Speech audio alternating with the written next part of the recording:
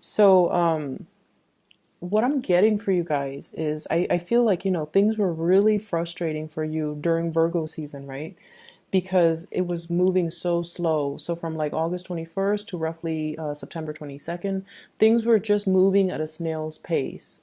Things that needed to be done or communication has been very, very slow in coming. Things not getting off the ground with you and a potential crush. And things were just like people were being so overly analytical, or the word I'm hearing is critical, that they take forever to respond to text messages, or they might overanalyze text messages and communication that's coming through. You feel like you're very straightforward in the way you communicate, but I feel like the other person might not be reciprocating in the manner that you'd hope. And so you might have somebody that you're very fixated on, but for whatever reason, they're not putting in the exact amount of effort in order to maintain the relationship, or in order to communicate with you and let them know that you're interested. So it was very frustrating. And I feel like many of you have kind of retreated and started doing your own thing, focusing on your career, focusing on other areas of your life, and waiting for possibly, if this person is not communicating with me, then I'm just going to be done and over with, and, keep my options open and focus on myself, focus on other things that I can do in my own life for my self image, for my own benefit. And so, if that was what you were dealing with during the Virgo season, I feel like moving forward, things are a lot more airy, there's a lot more communication coming through. And there's just a lot more, I feel like clarity coming through about a person that you're interested in, okay? I see a lot of people who are single for this week that might be watching this. And so what I feel here, this is a full force communication. The Eight of Wands. So this is the arrows of love. Communication, you send, and then somebody responds like instantaneously. Text, email, phone calls, messages, likes on social media, comments on social media. So there's a lot. Many of you are using many social media platforms. You might have two phones. You might have, communicating with a crush through emails, through text messages. Aquarius also got the same card. So if you have Aquarius in your sun, moon, or rising, or if you're dealing with an Aquarius, you might want to watch their video as well. It will explain things from their perspective. But either way, there's a lot of communication that you're sending out to the world, and a lot of communication that you're getting back. And so whatever was stalled during Virgo season because people were analyzing or overanalyzing the communication, I feel like there is feedback. There is like so many invitations, as well as opportunities for travel, for movement, somebody wanting to make travel plans to see you, you are trying to make plans to go see them. But either way, I see your social life and your love life really blossoming. And you might even need to fend off a few people, mainly because there's way too much like unwanted attention. The person that you're dealing with, and in particular, I see air energy, Aquarius, Gemini, and Libra. We have here the Five of Swords. And I'm not getting conflict or anything like that, but I feel like this is somebody that is, they're trying to turn their back on their past.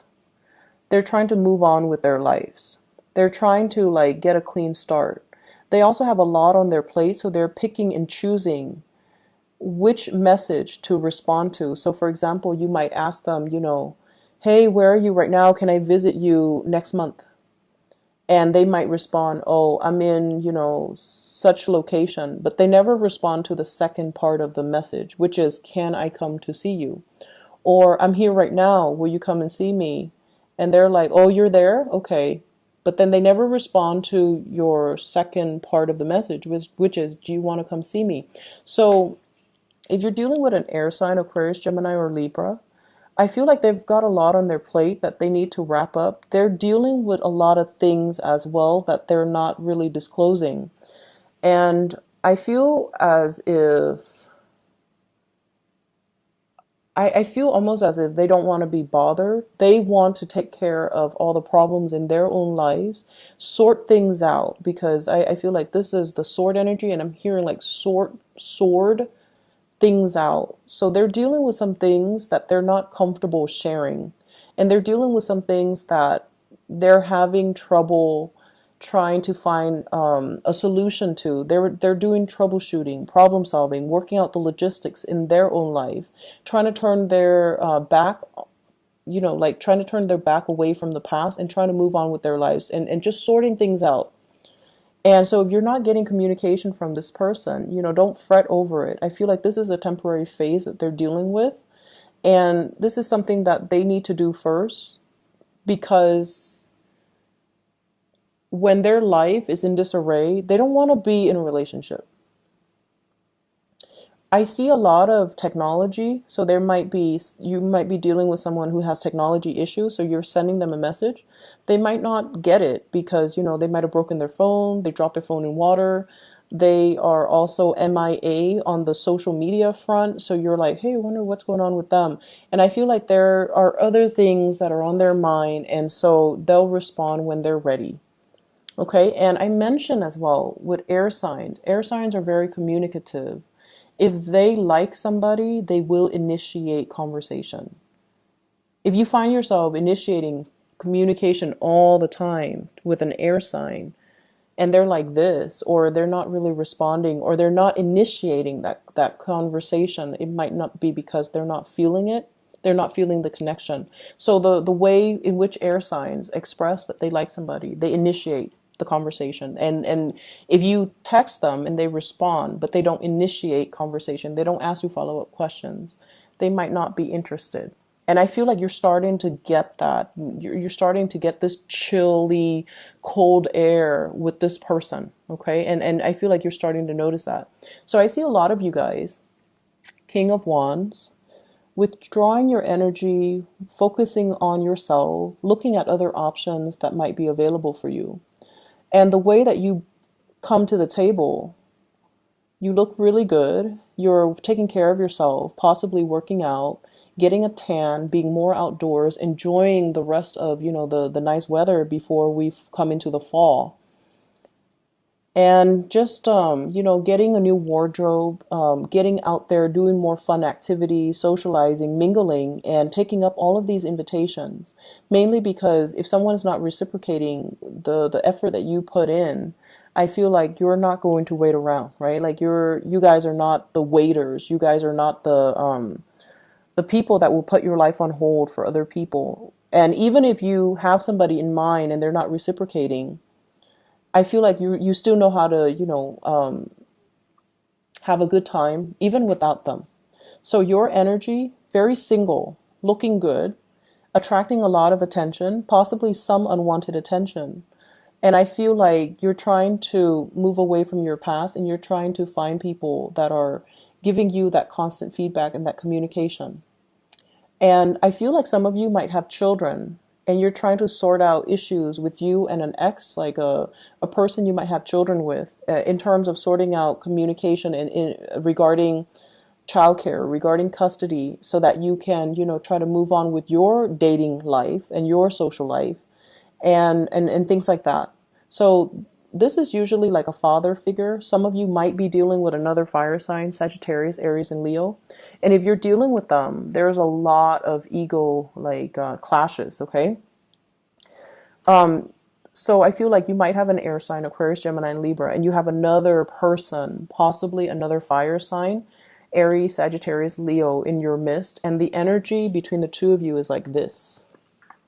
We have the King, and then we have the Magician. So this is like somebody that is, what I say goes, okay? He's manipulating the water.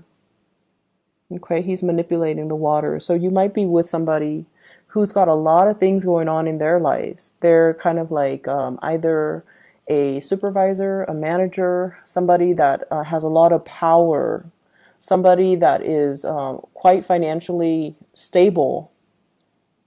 They have a lot of charm, a lot of charisma. They know a lot of things about a lot of things. They are, as well, they see a lot of potential in themselves. And I feel almost like if it's trying to come together, they're going to be moving towards you.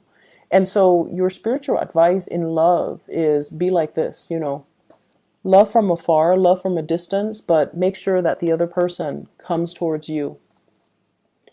If it's meant to be, it shouldn't be so hard. You shouldn't do all the pursuit, because I feel like this person has the intention to come towards you with the Six of Wands. They want to jump over troubled waters. They want to bridge the distance and the divide. They have a lot of success things, career things, and work things, and public image things, and reputation, and all of these things. They have all of these things going on in their lives that they're focusing on. They're trying to conjure up something, and they're trying to be with you. But I feel like you kind of need to take a step back and let your crush or your significant other take care of their things before they can come to you clean and whole and stable in themselves. So even if you're dealing with a fire sign or an Aquarius or whoever you're dealing with, I feel like your partner might not be as communicative. It doesn't mean that they don't like you. It's just they need to sort out some things. They need to make things and manifest things in their own lives before they can feel stable enough to be in a relationship. But I feel like somebody is going to be reaching out. They're going to bridge the distance and the emotional divide with you. And so your advice is learn to kind of like, don't pursue it. Let them come towards you. Okay. Your spiritual advice for other areas of your life. What I feel is there's a need for you as well, to, and this is a big message that I'm getting here regarding unsolicited advice. Unsolicited advice. And you guys are really, really opinionated, and that's to me as an Aquarius, I feel like that's a really good thing. We should have strong feelings about things, right? Because we should know who we are, and we should like feel very, very strongly about many, many things that are relevant in our lives. So how we feel about politics, how we feel about climate change, how we feel about, the environment and certain political parties, like you have very, very strong opinions. And I feel like the expression of your opinions actually matters depending on the context. But I also feel like knowing your audience, and figuring out like, okay, is it appropriate for me to talk about this topic with this audience? I see a very strong teacher vibe in this spread. Many of you might be working with children. Many of you are at a point where you might be shaping future minds and future generations. Okay, so this Queen of Wands, this is a nurturer. This is somebody that's feeding the plant. This is somebody that's like either taking care of children, teaching children, or even teaching adults. But I feel almost like you have a lot of knowledge that you want to dispense, and you want you want someone to excel. And you want someone to really just develop to their full potential. But I also feel we have here the conflict card, the Five of Wands. So it's sort of like other people are not always like us. So we need to accept and work with these differences. We need to learn to kind of like hold back and figuring out, okay, I'm giving them advice, but is this appropriate for this person because they come from a different era? So I feel like, age difference, worldview differences, cultural differences, and I feel like whatever you're telling them might not be appropriate for them. So they kind of need to go through the process and take care of things on their own. I see an element as well of some of you devoting a lot of time and energy towards somebody, and then I feel like they're not as they're kind of like ungrateful, and they kind of turn on you. Like for example, if you tell them you should do it like this, and then they encounter some blockages, they turn around, they're like, but you told me to do this. So I see that energy for those of you who are managing people, where there's the energy can be like antagonistic, and that is why I would say try to hold back your advice, and just make sure that you give advice when they're asking for it, rather than trying to guide them every step of the way. So loving detachment and not giving something too much attention and too much intensity, especially if you're dealing with younger people. You want to kind of like loosen the reins so that they can go out and figure things out on their own, rather than playing the mother hen and telling them every step of the way what they should do or doing things for them. For those with children, loving detachment, I feel it's going to work well for you for this week so that they don't feel smothered, okay? In relationships as well, let them pursue you rather than doing all the pursuit, rather than doing all the work. You need to learn to hold back and kind of allow the other person to reciprocate. Okay, otherwise they can feel very smothered, and they can feel almost like I can kick up my feet and not do the work. And so there is a softening of the energy that's coming in here. This is conflict, and this is resolution, collaboration, cooperation. People who are very different coming together with their ideas. So I feel like in the work environment, all of you have the same purpose, have the same goals. You might have started off on a rocky footing, and you might have had a really rocky start to solidify something, but now everyone is on board, contributing, doing their fair share of the bargain, and doing their fair share of the work to make sure that the project comes to a culmination or comes to fruition. So there is this energy here of things, balancing out naturally. You have to allow the universe to kind of, and you have to also allow other people to step up.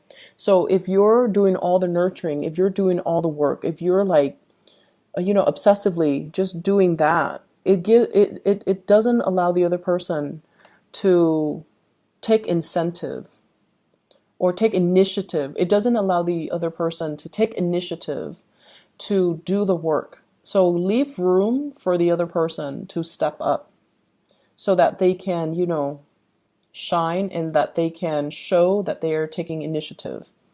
And so what's happening for this week as well is working from a place of wisdom. Okay, this is like loving detachment, knowing when to step back and knowing when to step forward. Looking at a situation in terms of long-term goal projection, like having a bird's eye view and looking at the whole picture. And I feel for many of you, the message is if you're doing everything for another person, they can grow physically, but they're not really growing mentally. However, if you detach and give them a little bit more free range, they're going to encounter situations that will really test them. And then it will allow them to, creatively solve their own problems. It will allow them to, learn to face their fears or to confront situations so that they naturally learn on their own. Okay. Whenever I see the image of the tree, I usually think about like, how trees, right? They're smothered by the wind and the natural elements, and even like very adverse weather conditions. But that's how they grow strong. So it's almost like opposition is not always bad. It allows other people to grow. It allows us to defend our beliefs, but at the same time hear other people's point of view so that we can have an alternative like discourse as to maybe my point of view has not always been correct, or maybe I'm looking at this situation from a different perspective.